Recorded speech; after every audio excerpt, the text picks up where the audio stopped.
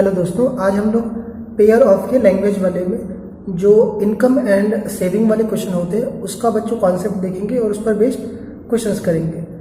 तो देखिए बच्चे, लैंग्वेज का जो चल रहा है आपका सेशन, इसमें बच्चे आपका नेक्स्ट कॉन्सेप्ट है इनकम और सेविंग। और इनकम एंड सेविंग पर बच्चे आपका एक एनसीईआरटी में क्वेश्चन दिया हुआ है विद एग्जाम्पल में सॉल्व किया हुआ है।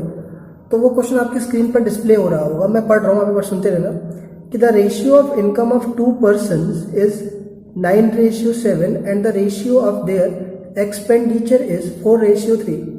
If each of them manage to save ₹2,000 per month, find their monthly income. तो देखो इसमें इनकम है और इसमें सेविंग है, इतना रुपए बचा रहा है वो, तो इसको कहेंगे हम इनकम और सेविंग वाले क्वेश्चंस। ठीक है, अब इनकम और सेविंग के क्वेश्चन को करते कैसे हैं, इसके पीछे कॉन्सेप्ट क्या होता है वो मैं आपको एक्सप्लेन कर रहा हूँ, ध्यान से समझना आपको। चलिए, मान लीजिए बच्चे कोई पर्सन है और वो पर्सन का जो इनकम है, उस इंसान का, उस आदमी की जो इनकम है वो है, मान लेते हैं 1000 रुपए वो कमाता है। उसमें से बच्चे उसका एक्सपेंडिचर होता है खर्चा। पहले बच्चे उसका एक्सपेंडिचर जो खर्चा है वो है 300 रुपए। तो आप मुझे बताइए वो कितना रुपए सेव करेगा, उसकी सेविंग कितनी होगी। तो आप कहोगे कि अगर उसने 100 रुपये कमाया, 1000 रुपये कमाया, 1000 में से 300 रुपये खर्च कर दिया, तो उसकी जो सेविंग होगी वो बचाएगा 700 रुपये, बिकॉज 300 रुपये खर्चा करने के बाद 700 बचेगा। तो वो 700 रुपये आएगा आपका 1000 में से, अगर आप 300 माइनस करोगे तो आपका सेविंग आ जाएगा। तो देखो यार, एक फॉर्मूला होता है, वो फॉर्मूला क्या समझ लो आप, कि किसी भी आदमी का जो इनकम होता है, कमाई होती है, वो एक्सपेंडिचर, EXP का मतलब है एक्सपेंडिचर प्लस सेविंग, SAV का मतलब है सेविंग, मतलब आमदनी जो होती है, खर्चा और बचत दोनों को मिलाएंगे, सेविंग को मिलाएंगे तो इनकम आता है। जैसे अगर मान लीजिए आप 800 रुपये खर्चा करते हो और 700 रुपये बचाते हो, तो आपका इनकम कितना हो गया, 800 और 700 मिलाएंगे तो 1500 रुपये आपकी इनकम हो जाएगी।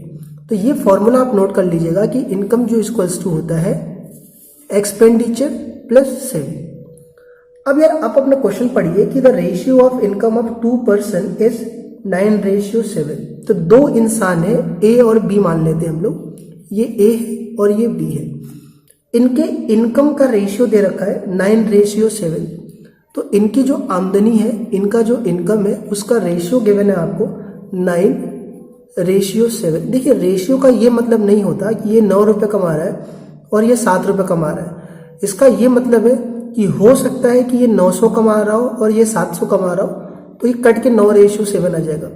हो सकता है कि ये 1800 कमा रहा हो और ये 1400 कमा रहा हो, तो भी रेशियो 9:7 आएगा। तो रेशियो से आप एग्जैक्ट कभी भी आंसर नहीं पता कर सकते। ये एक्चुअली दोनों सिंप्लीफाइड वैल्यू होती है। तो कभी भी आप ये मत समझ लेना कि ये 9 रुपये कमा रहा है और B 7 रुपये कमा रहा है। कितने भी केस बन सकते हैं, ये आप नहीं बता सकते अभी। चलिए, ये तो इनकी इनकम हो गई, इनकम का रेशियो हो गया। और उनका जो एक्सपेंडिचर है, उनका एक्सपेंडिचर जो है उसका रेशियो दे रखा है। कितने का रेशियो दे रखा है, 4:3। ठीक है, तो ये उनका एक्सपेंडिचर, खर्चे का रेशियो दे रखा है। फिर कह रहा है कि ये जो है पहला वाला आदमी और दूसरा आदमी, इन दोनों के बारे में ये कह रहा है कि पहला वाला भी जो सेविंग कर रहा है, फर्स्ट पर्सन की जो सेविंग है वो 2000 रुपये है और इसकी भी सेविंग है, वो कितनी है, 2000 रुपये है। क्लियर है बात आपको। तो अब मुझे एक बात बताइए, आप क्या मुझे बताइए कि अगर मुझे सेविंग निकालना है, सिर्फ सेविंग, तो क्या मैं एक्सपेंडिचर को उधर ले जाकर के माइनस नहीं कर सकता हूँ? तो कहोगे बिल्कुल कर सकते हो। तो अगर मुझे सिर्फ सेविंग का फॉर्मूला बनाना है तो मुझे करना पड़ेगा इनकम माइनस एक्सपेंडिचर। फॉर्मूले को तो आप इधर उधर करके चेंज कर ही सकते हो। ठीक है, चलिए अब मुझे एक छोटी सी बात आप मुझे ये बताइए, क्या रेशियो जो होता है वो एग्जैक्ट वैल्यू होती है? आप कहोगे नहीं। तो रेशियो को हटाने के लिए हम x ले लेते हैं साथ में। तो क्या करेंगे, हम लेट कर लेंगे, यहाँ पर लेट कर लेंगे हम लोग, let monthly income of A is equals to x। बच्चे ये मंथली इनकम है और लेट कर लेंगे हम लोग, सॉरी देखो, इनकम A और B दोनों की जो इनकम है सेम रेशियो में दे रखा है। तो हम लेट कर लेंगे कि जो इनकम है A और B, उनका जो हम रेशियो हटाएंगे तो हम x ले लेंगे। ठीक है, तो A और B बोथ के लिए हो जाएगा आपका x, क्योंकि हम रेशियो में लेंगे तो दोनों के साथ में सेम फैक्टर मल्टीप्लाई होगा। या अगर आप ये नहीं भी लेट करोगे तो कोई दिक्कत नहीं है, क्योंकि रेशियो जब हटाते हैं तो हम x ले लेते हैं। और सिमिलरली अगर हम लेट कर ले मंथली एक्सपेंडिचर, खर्चा मान लें ए और बी का, तो बच्चे जो हम रेशियो हटाएंगे दोनों का, तो हम ना अब x नहीं लगा सकते रेशियो हटाते वक्त, अब हम y लेंगे। तो हम यहाँ पर y ले लेंगे। तो अब मुझे बताइए आप कि जो ए आदमी था, ए था और ये बी था, तो अब बताएंगे ए की इनकम कितनी आ जाएगी एक्चुअल में। तो अगर आप रेशियो हटाओगे तो ये आ जाएगा 9x और बी का कितना आ जाएगा 7x आ जाएगा, क्योंकि आपने रेशियो को हटा दिया। रेशियो हटाते हैं तो हम कोई वेरिएबल ले लेते हैं, या तो x या तो y। सिमिलरली ये आ जाएगा 4y और ये आ जाएगा 3y। और ये है क्या, ये है एक्सपेंडिचर। अब मुझे बताइए ये कितना बचा रहा था, ये बचा रहा था 2000, ये कितना बचा रहा था, ये भी बचा रहा था 2000। तो अब मुझे बताइएगा ये क्या चीज़ है, सेविंग है। तो अब आप मुझसे ये कहोगे कि ऐसा है सर कि अगर हम इनकम में से, आमदनी में से खर्चे को माइनस कर दे तो सेविंग बचेगा। तो एक इक्वेशन बनेगा आपका यहाँ पर 9x minus 4y equals to 2000। Clear है? इनकम में से एक्सपेंडिचर को माइनस करेंगे, आमदनी में से खर्चे को माइनस करेंगे तो सेविंग बचेगा। सिमिलरली दूसरा इक्वेशन बन जाएगा आपका, मैं यहाँ लिख देता हूँ आपके लिए, 7x minus 3y equals to 2000। अब इन दोनों को हम लगाएंगे एलिमिनेशन मेथड से और इनको सॉल्व करके x और y की वैल्यू फाइंड करेंगे।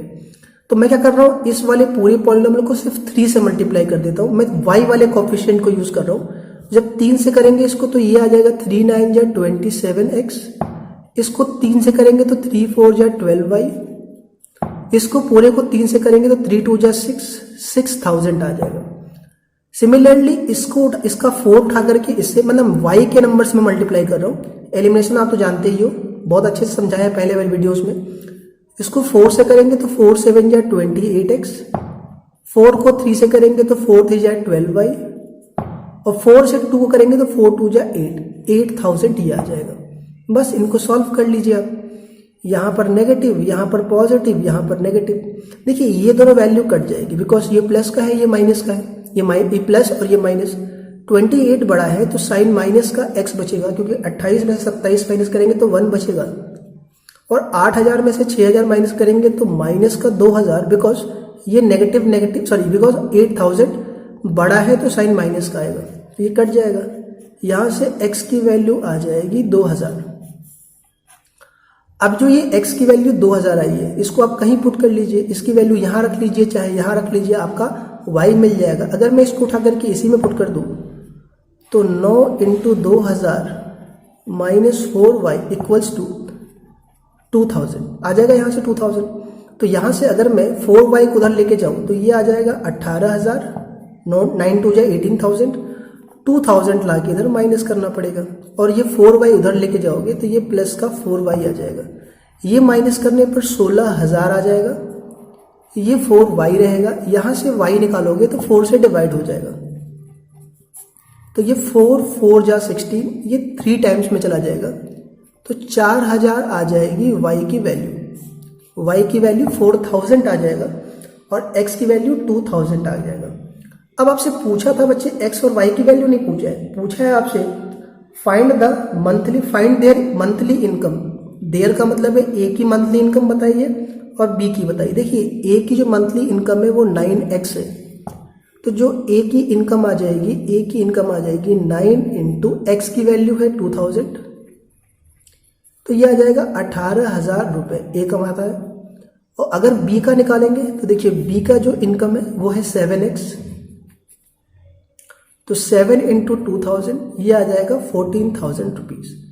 अब आपका एक सवाल होता है कि भैया अगर आपको इनकम ही निकालना है तो आपने फिर y क्यों निकाला है, x से ही काम हो जाता। बिल्कुल ठीक था, लेकिन कल को मान लीजिए आपसे एक्सपेंडिचर भी पूछ लिया, तब तो आपको निकालना पड़ेगा। तो वो कोई बहुत बड़ा वो नहीं है कि हमने x के साथ y क्यों निकाला।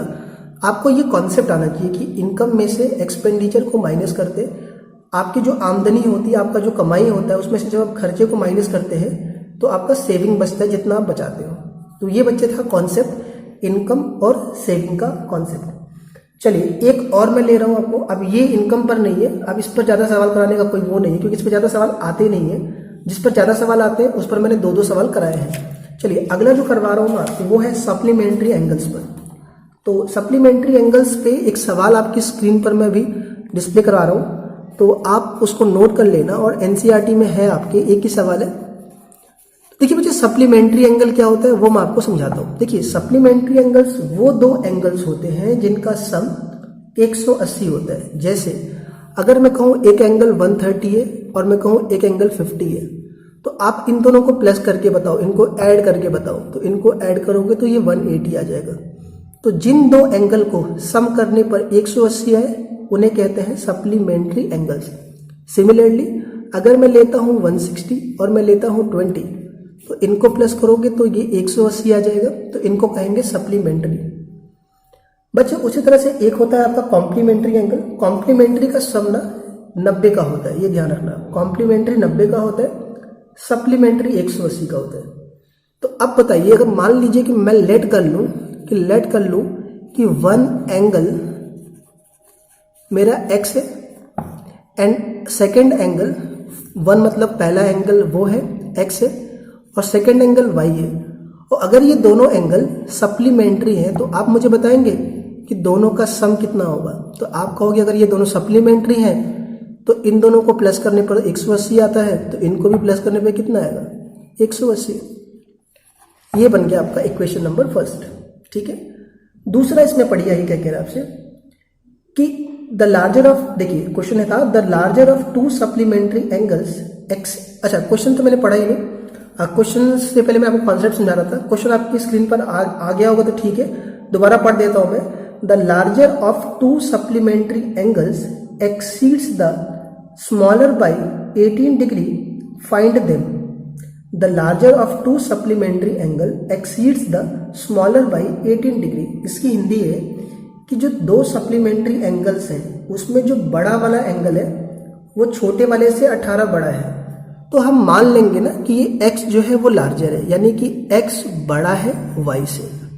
कोई जरूरी नहीं था कि आप x को ही बड़ा मानते, आप y को भी मान लेते तो भी कोई दिक्कत नहीं आती। तो हमने क्या लेट कर लिया, हमने मान लिया कि x वाला बड़ा है y वाला छोटा है।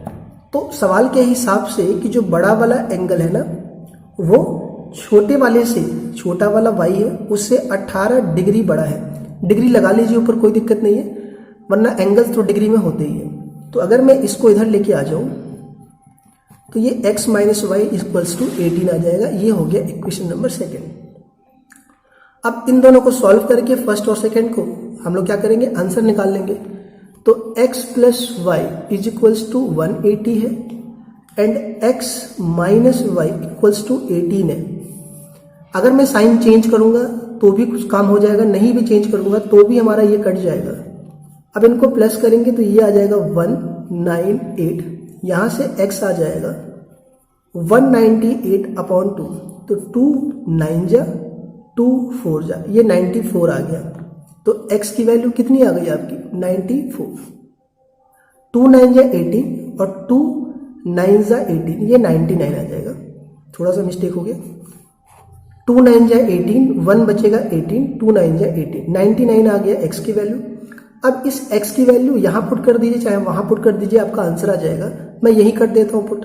तो 99 माइनस वाई इक्वल्स टू 18 है, 18 को इस तरफ लेके आएंगे, 99 माइनस 18 इक्वल्स टू वाई, तो ये आ जाएगा 1। 9 में से 1 माइनस करेंगे तो 18 1 आ जाएगा। तो y की वैल्यू आ गई 81 और 99 आ गई x की वैल्यू। तो ये दोनों हो गए सप्लीमेंट्री एंगल्स, यही हमारा आंसर है। चेक भी कर सकते हो आप, दोनों को प्लस करोगे आप तो 180 आएगा और बड़ा वाला छोटे वाले से 18 ज्यादा है, तो उस तरह भी कर सकते हो आप। तो बस ये छोटा सा था सप्लीमेंट्री का कॉन्सेप्ट, तो ये मैंने आपको करवा दिया। तो चलिए छोटे छोटे आप देखिए, आप जितने बच रहे हैं उसमें एक एक सवाल कराऊंगा मैं, जिसमें भी लाइब्रेरी वाला सवाल है आपका, तो ऐसे एक सवाल आएंगे आपको, तो ज़्यादा कुछ टाइम नहीं लगेगा। तो आप एक बार देख लेना, और कोई डाउट है इनमें तो आप जरूर लिखना, या कोई सजेशन है आपका तो भी आप कमेंट में जरूर लिखना, मैं देख लूँगा उसको।